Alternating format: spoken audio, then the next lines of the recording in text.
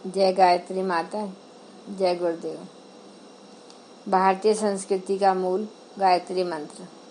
यह पुस्तक पंडित श्री राम शर्मा आचार्य जी द्वारा लिखित है, जिसको मैं आपको अपने शब्दों में सुना रही हूँ। इसका पहले वाले पार्ट में आपको सुना चुकी हूँ। पूरा जानने के लिए आप पहले वाले भाग को भी अवश्य सुनना। आगे गुरुदेव जी कहते हैं कि इंसान के भीतर ऐसी ऐसी शक्ति भरी पड़ी है, अगर आप उसे जगा सकते हैं तो आप ऋषि हो सकते हैं, महामानव हो सकते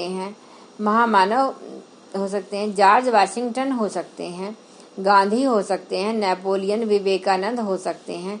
गायत्री मंत्र की इसी महानता के कारण हमने गायत्री उपासना के द्वारा गायत्री की फिलॉसफी को जन जन तक पहुंचाने का प्रयास किया। यह गायत्री की साइंस है।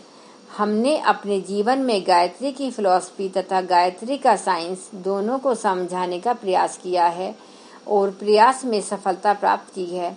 उसके बाद आप लोगों के सामने हाजिर हुआ हूँ ताकि आप लोगों को भी उसकी फिलॉसफी तथा साइंस को बतलाएं। अगर इस रास्ते पर आप चलेंगे तो आप अपना भौतिक तथा आध्यात्मिक दोनों के दोनों जीवन बड़े शानदार बना सकते हैं। दोनों ही जीवन हमारे लिए आवश्यक हैं। आध्यात्मिक जीवन हमारा प्राण है तथा भौतिक जीवन हमारा शरीर है।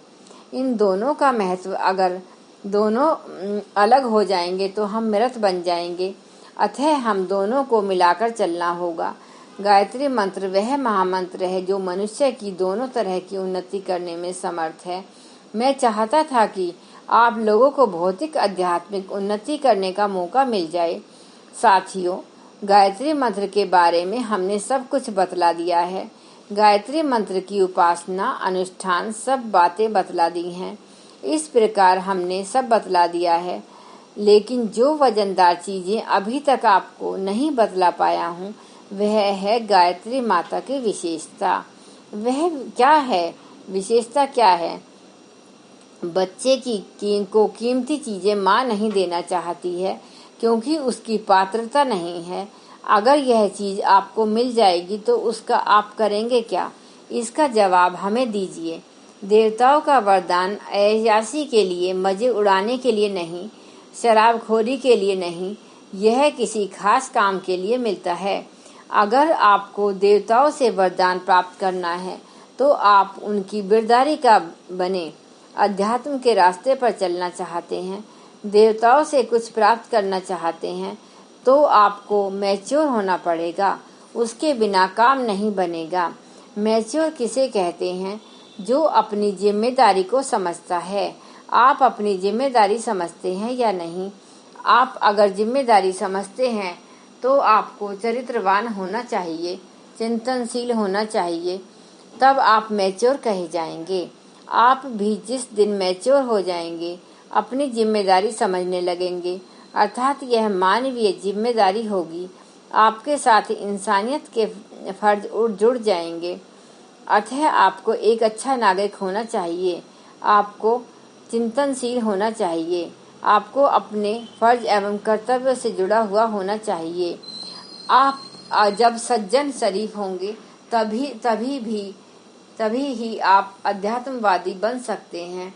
नाबालिग वे हैं जो सिनेमा देखते हैं, शराब पीते हैं तथा अनाप शनाप पैसे इधर उधर लगाते रहते हैं। मैच्योर वे हैं जो अपनी जिम्मेदारी समझते हैं तथा फिजूल खर्ची नहीं करते। आध्यात्मिकता जीवन जीने की शैली का नाम है, जादूगरी का नाम नहीं है, जैसा कि आप समझते हैं। अगर जादूगरी सही होती तो इसे दिखाने वाले रास्ते पर भीख नहीं मांगते, वह तो करोड़पति हो जाते।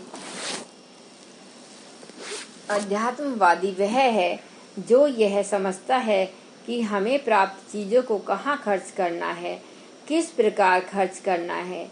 यह गायत्री मंत्र की विशेषता है, जिसके आधार पर हमारे मंत्र सफल होते चले गए तथा हम भी प्रगति की ओर बढ़ते चले गए। हमने गायत्री मंत्र की उपासना पूरी श्रद्धा निष्ठा के साथ 24 साल केवल जौ की रोटी एवं छाछ खाकर की है। हमने उन दिनों यह नहीं जाना कि गेहूं किसे कहते हैं, नमक एवं शक्कर किसे कहते हैं। हमने गायत्री मंत्र की उपासना अवश्य की है। परंतु हमारे वास तथा हमारे जीवन एक एग्रीमेंट है।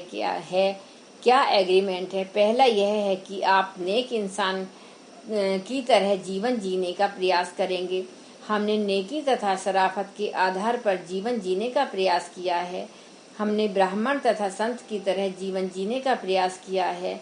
ब्राह्मण किसे कहते हैं? जो किफायत सारी जीवन जीता है। संत जिसे कहते हैं जो दयालु होता है, जिसके हृदय में करुणा एवं दया होती है, जो दूसरों के दुखों को समझते हैं, दूसरे के दुखों को मिटाने के लिए जिसके मन में से उमंगें उठती हैं, उसे संत कहते हैं। ब्राह्मण एवं संत भगवान से बड़े होते हैं। नारद भगवान से बड़े थे, उनको बहुत अधिकार प्राप्त थे। महर्षि श्रृंगी ने पुत्रष्टि यज्ञ कराया, उसके कारण 4 पुत्र राम, लक्ष्मण, भरत, शत्रुघ्न पैदा हुए थे। संत ब्राह्मण की शक्ति बहुत महान होती है, वह भगवान से बड़े होते हैं। इसे ब्राह्मण जीवन एवं संत जीवन कहते हैं, अर्थात चरित्रवान जीवन एवं उदार जीवन। आप ब्राह्मण हैं कि नहीं यह मैं नहीं जानता। बहुत से जाति के ब्राह्मण हैं, परंतु वे जूते का व्यापार करते हैं। हम किसी को जाति से ब्राह्मण नहीं मानते। आपका कर्म रहन सहन ब्राह्मण का है या नहीं, यह मैं जानना चाहता हूँ। व्यक्ति वंश वेश में ब्राह्मण एवं संत नहीं हो जाता। अगर आपका जीवन उदार है, दूसरों के दुखों को देखकर आपका मन द्रवित होता है, तो आप ब्राह्मण एवं संत हैं। गायत्री मंत्र की उपासना बीज लगाने के बराबर है, परंतु बीज लगाने के बाद उसमें पानी डालना पड़ता है। बिना इसके वह फलेगा फूलेगा नहीं। आप किसान हैं तो बीज लगाइए, खाद डालिए एवं पानी लगाइए। आप मनुष्य हैं तो आपको भोजन के साथ पानी एवं हवा भी चाहिए।